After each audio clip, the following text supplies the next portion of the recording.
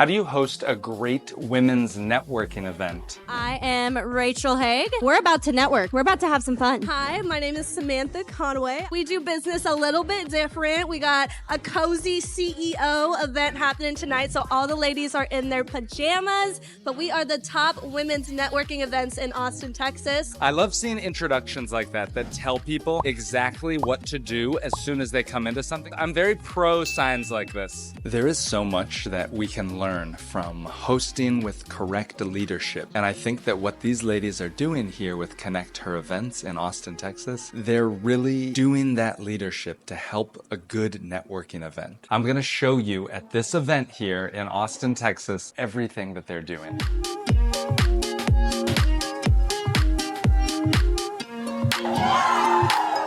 I'm wearing this so that I'm visible when I ride my bike.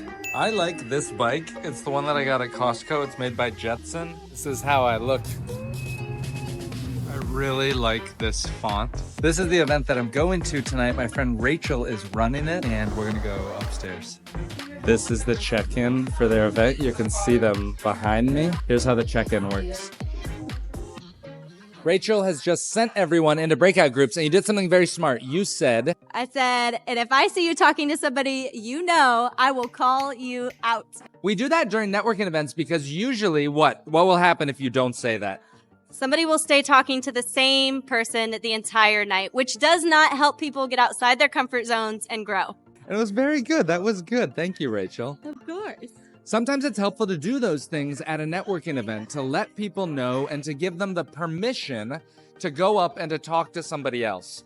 Because know this, when somebody comes to your networking event, they want to meet new people, but we fall back on what's easy because we are shy, we're afraid, we're lazy. When you as the host can tell people, hey, get up and talk to somebody new.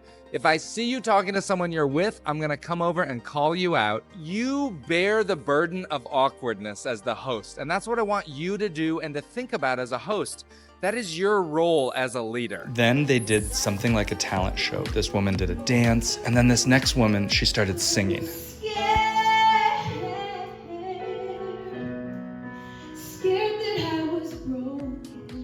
So this woman was singing, and will you just say your name and where they can follow you online? Of course. My name is Xana Carbajal, and you can follow me at The Strong Sunflowers on Instagram.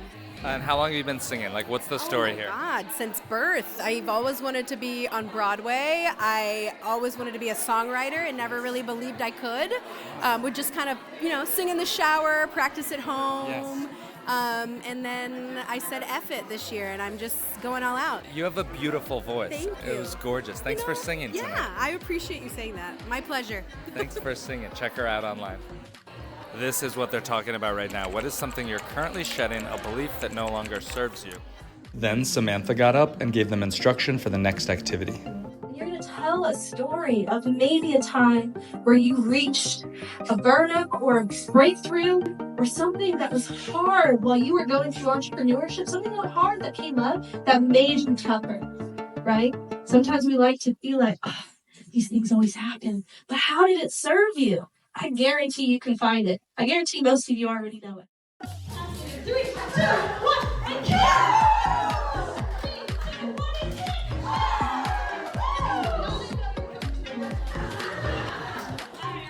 I'm here with Samantha. Hi, I'm Sweater.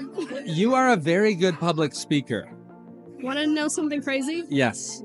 I stuttered when I spoke as a kid. I was shy. I sat in the back of the classroom, and I was a C student. How did you become good? I was remarking to Rachel how confident y'all are and to add humor to these speeches that seem very natural. What is your secret? Repetition was one of them. I remember trying to do this at first. I had to practice over and over and over. The first 100 times did not sound great. It really didn't. And then stepping into my identity of confidence. So I play this song, Confidence by Demi Lovato, before every event, and I rock out to it, and I say, this is how I'm going to step into this. This is who I want to become, and this is who I'm going to emulate. They just did something else that I love, and she said, hey, can I have your Instagram? And they modeled on stage the behavior that they want, which is to get the women to ask each other for their Instagrams in order to create the connection. Bearing the brunt of that awkwardness continues to be the host's responsibility. They do a very good job of that. We ran this huge event last year, and it was our favorite thing ever, but there was a couple things that we wanted to learn deeper.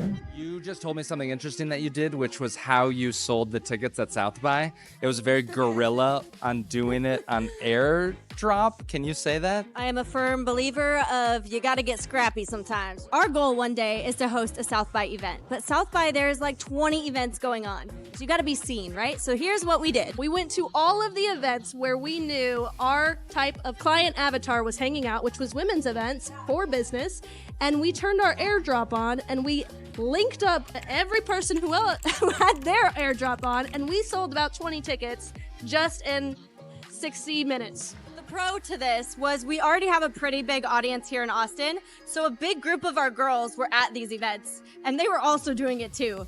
But pretty much we would airdrop it to as many girls' phones that was on, maybe guys too, and then when they looked up from their phone, we'd go, hey! And they'd go, hey! And then they would accept it and they would look more into it. And whether they came to our event or they just joined our community, a lot of these women, it was their first time seeing us, and now they come to all of our events and they're a part of our community and they're always sharing their businesses with the other women that we have. I love this idea. Y'all are geniuses. These are geniuses, y'all. If you're interested in this, will you leave a comment? What did you find was most interesting? I'm curious. Of all of these things, what might be helpful to you? Let me know down there in the comments. Thank you for watching the video today. This has been another day in the life exploring here in Austin, Texas, thinking about live events and how we can help people make new friends, business connections, and so much more.